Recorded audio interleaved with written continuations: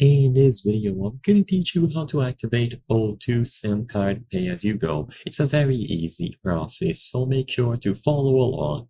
Activating your O2 pay-as-you-go SIM card is very straightforward. So if you have a new O2 pay-as-you-go card with a physical SIM, so a standard one, it is simple. All that you need to do is to insert the SIM card into your mobile device.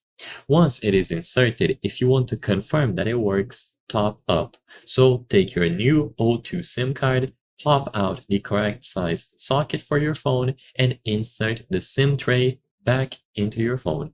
Once you power it on, it should already be working. So if you try to enable mobile data, you will be able to connect to the O2 roaming plans and start using it.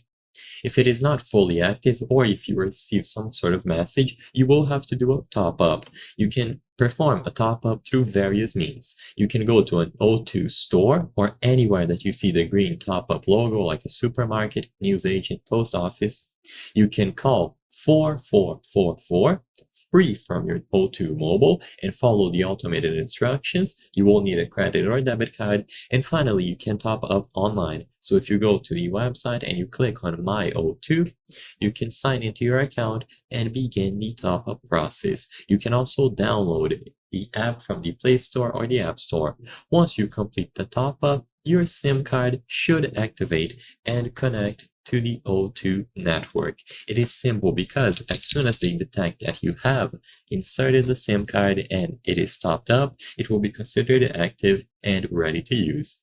If this doesn't work, I would recommend calling their customer support so you can go over to help and in here talk to see about what can be done. So I hope I was able to help you. If this video helped you, please consider subscribing. As you can see, according to our channel metrics, 83% of the people watching our videos are not subscribed. By subscribing, you can help us make higher quality videos. Thank you for watching and I'll see you on the next one.